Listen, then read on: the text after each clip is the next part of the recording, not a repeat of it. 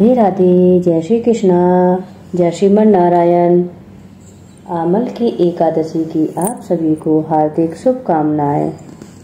जय श्रीमन नारायण। एकादशी महात्म और व्रत विधि, व्रत कथा। हे ऋषियों, जो पुण्य चंद्र या सूर्य ग्रहण में स्नान या दान से होता है तथा जो पुण्य अन्न जल स्वर्ण भूमि गौ तथा कन्यादान तथा अश्वमेधाद यज्ञ करने से होता है, जो पुण्य तीर्थ यात्रा तथा कठिन तपस्या करने से होता है, उससे अधिक पुण्य एकादशी व्रत रखने से होता है। एकादशी व्रत रखने से शरीर स्वस्थ रहता है, अंतर्मन की मैल धुल जाती है, हृदय शुद्ध हो जाता है, श्रद्धा भक्त उत्पन्न हो जाती है। प्रभु को प्रसन्न करने का मुख्य साधन एकादशी का व्रत है। एकादशी व्रत करने वाले के पितर कुयोनि को त्याग कर स्वर्ग में चले जाते हैं। एकादशी व्रत करने वाले के 10 पुर के पितृ पक्ष के, 10 पुर के मातृ पक्ष के और 10 पुर के पत्नी पक्ष के वैकुंठ को प्राप्त होते हैं। धन धान्य पुत्र आदि और कीर्ति को बढ़ाने वाला यह एकादशी का व्रत है। एकादशी का व्रत। एकादशी का जन्म भगवान के शरीर से हुआ है। यह प्रभु के समान पतित पावनी है। अतः हे एकादशी, आपको सत सत प्रणाम। व्रत करने की इच्छा वाले नर नारी को दशमी के दिन मांस, प्याज तथा मसूर की दाल इत्यादि निषेध वस्तुओं का सेवन नहीं करना चाहिए। रात्रि को पूर्ण ब्रह्मचर्य का पालन करना चाहिए तथा भोग विलास से भी दूर रहना चाहिए।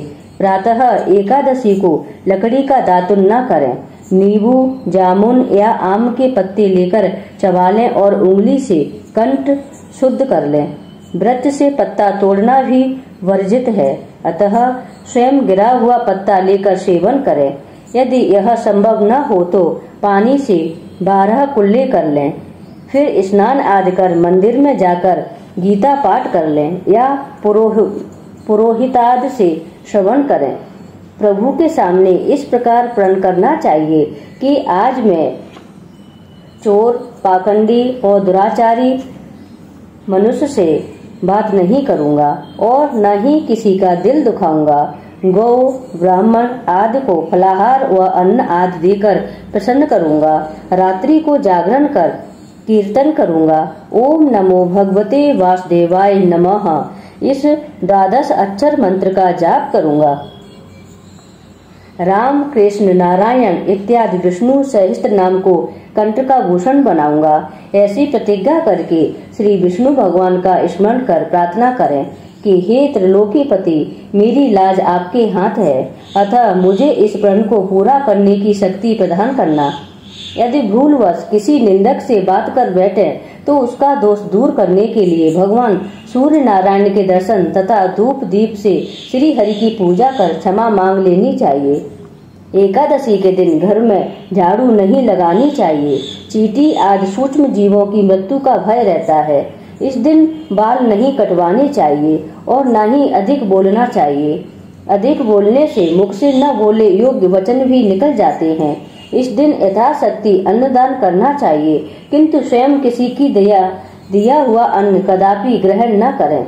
झूठ, कपट आदि कुकर्मों से नितांत दूर रहना चाहिए। दशमी के दिन मिली हुई एकादशी व्रत मानी जाती है। शिव उपासक तो इसको मान लेते हैं, किंतु वैष्णवों को योग द्वादशी से मिली हुई एकादशी का ही व्रत करना चाहिए और त्रयोदशी आने से पूर्व व्रत का पारण करें। फलाहारी को गोभी, गाजर, सलजम, पालक, कुल्फा का साग इत्यादि का सेवन नहीं करना चाहिए और आम, अंगूर, केला, बादाम, पिस्ता इत्यादि अमृत फलों का सेवन करना चाहिए। प्रत्येक वस्तु प्रभु को भोग लगाकर तथा तुलसी दल छोड़कर ग्रहण करनी चाहिए। द्वादशी के दिन ब्राह्मणों को मिष्टान, दक्षिणा आदि से प्रसन्न कर परिक्रमा ले लेनी चाहिए। किसी संबंधी की मृत्यु हो जाए तो उस दिन एकादशी व्रत रखकर उसका फल उसे संकल्प कर देना चाहिए। और श्री गंगा जी में पुष्प अस्थि प्रभाव करने पर भी एकादशी व्रत रखकर फल प्राणी के निमित्त दे देना चाहिए। प्राणी मात्र को अंतर्यामी का अवतार समझकर किसी से छल कपट नहीं करना चाहिए। मधुर वाणी बोलनी चाहिए। अपना अपनापन करने या कटु वचन बोलने वाले को भी आशीर्वाद देना चाहिए। भूल कर भी क्रोध नहीं करना चाहिए। क्रोध चांडाल का अवतार है। आप देवता रूप हो, संतोष कर लेना चाहिए। संतोष का फल सर्वदा मधुर होता है। सत्य भाषण करना चाहिए तथा मन में दया रखनी चाहिए। इस विधि से व्रत करने वाला दिव्य फल को प्राप्त करता है। व्रत कथा है। सूत जी ने 88,000 ऋषियों को संबोधित करते हुए कहा कि हे ऋषियों, एक बार की बात है, महान राजा मांधाता ने वशिष्ठ जी से पूछा कि हे वशिष्ठ जी, यदि आप मुझ पर प्रसन्न हैं तो ऐसे व्रत की कथा कहिए जिससे मेरा कल्याण हो। महर्षि वशिष्ठ जी बोले, हे राजन, सब व्रतों से उत्तम और अंत में मोक्ष देने वाला आमल की एकादशी का व्रत है। राजा मंदाता ने कहा, हे मुनिवर, इस आमल की एकादशी की व्रत की उत्पत्ति कैसे हुई? इस व्रत के करने की विधि क्या है? हे वेदों के ज्ञाता, कृपा करके इसका सब विवरण मुझसे विस्तार पूर्वक कहें। मुनि वशिष्ठ जी ने कहा, हे नृपश्रेष्ठ, मैं तुम्हारे समक्ष विस्तार से इस व्रत का वर्णन करता हूँ। यह व्रत फाल्गुन माह शुक्ल पक्ष में होता है। इस व्रत के फल से समस्त पाप नष्ट हो जाते हैं। इस व्रत का पुण्य 1000 गौ दान के फल के बराबर है। आमल की महत्ता उसके गुणों से अतिरिक्त इस बात में भी है कि इसकी उत्पत्ति भगवान विष्णु के श्री मुख से हुई है। अब मैं आपसे एक पुण्य फलों को देने वाली पौराणिक कथा कहता हूँ, उसे ध्यान पूर्वक सुनो। वैदिक नामक एक नगर था। उस नगर में ब्राह्मण, वैश्य, क्षत्रिय, शूद्र चारों वर्ण आनंद पूर्वक रहते थे। नगर में सदैव वेद ध्वनि गूंजा करती थी। उस नगरी में कोई भी पापी, दुराचारी, नास्तिक आदि न था। उस नगर में चैत्ररथ नामक चंद्रवंशी राजा राज्य करता था। वह महान विद्वान तथा धार्मिक वृत्ति का था। उसके राज्य में कोई भी दरिद्र तथा कंजूस नहीं था। उस राज्य के सभी निवासी विष्णु भक्त थे।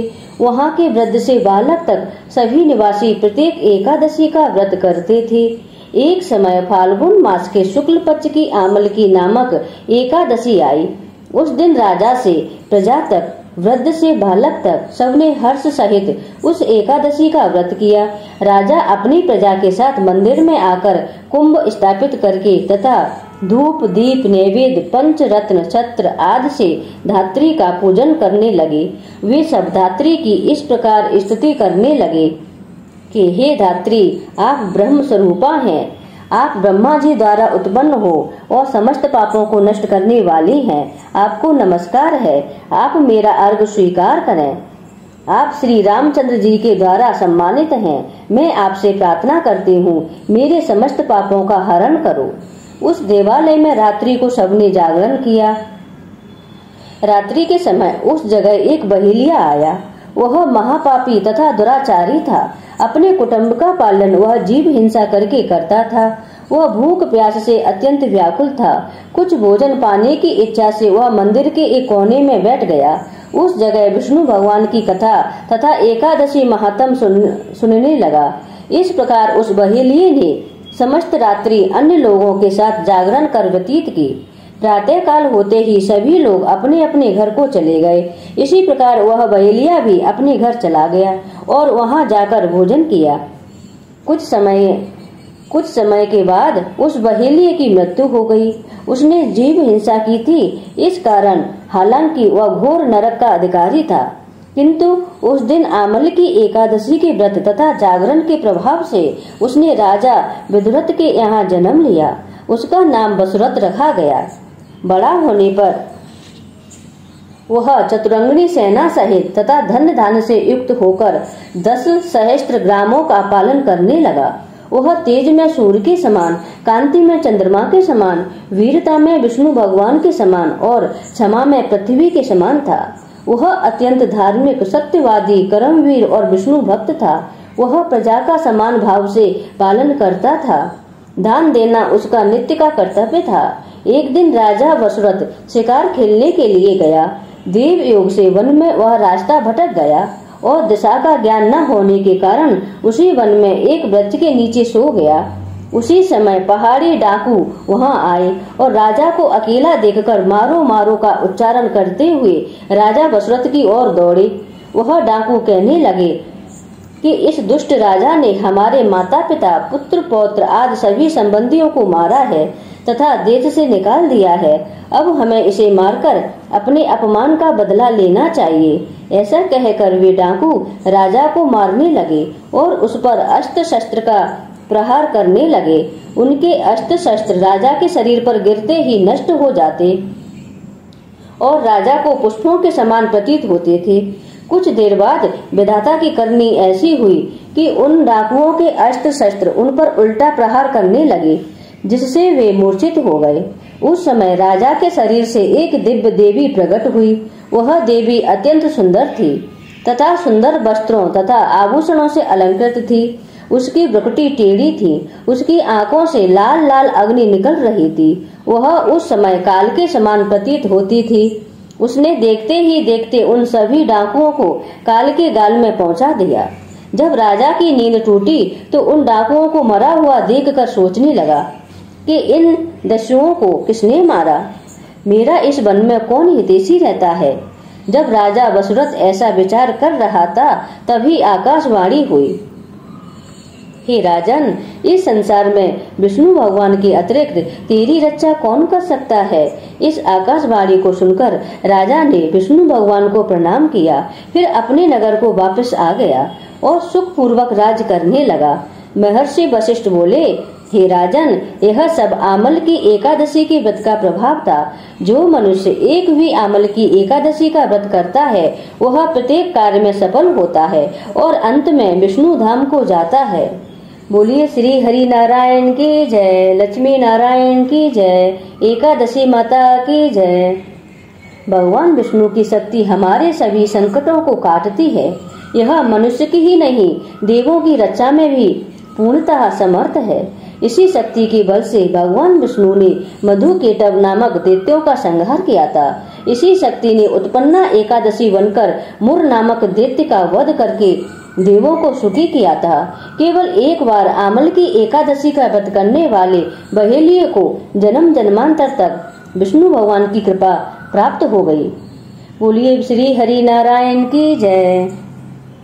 श्रीमन नारायण नारायण हरि हरि, भजमन नारायण नारायण हरि हरि। ओम जय जगदीश हरे, स्वामी जय जगदीश हरे।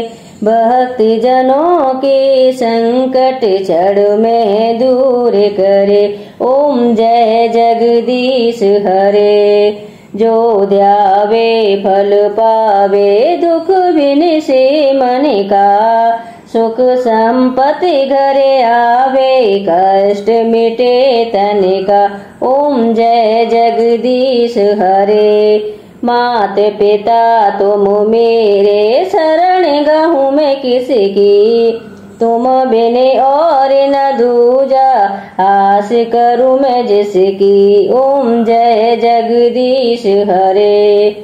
तुम पूर्ण परमात्मा, तुम्हें अंतर्यामी।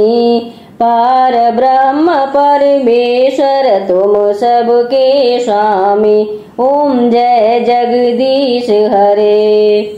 तुम करुणा के सागर, तुम पालन करता।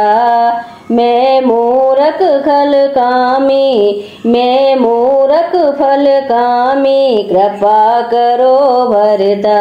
ओम जय जगदीश हरे। तुम हो एक अगोचर, सबके प्राणपति। किस विध मिलूं दया में, तुमको मैं कुमति। ओम जय जगदीश हरे। दीन बंधु दुख हरता, तुम रक्षक मेरे।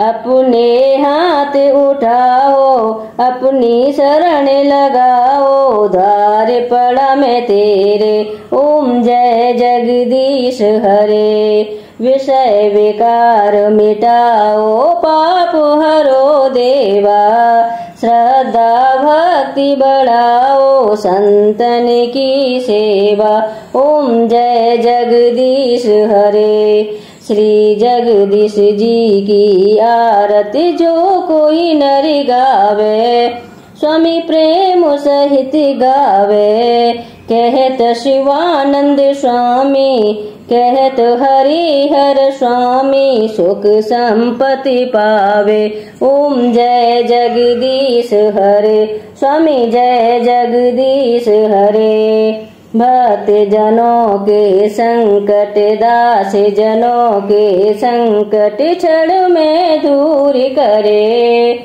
ओम जय जगदीश हरे, स्वामी जय जगदीश हरे। बोलिए श्री हरि नारायण की जय, लक्ष्मी नारायण की जय, एकादशी माता की जय, खांड वाली माता की जय।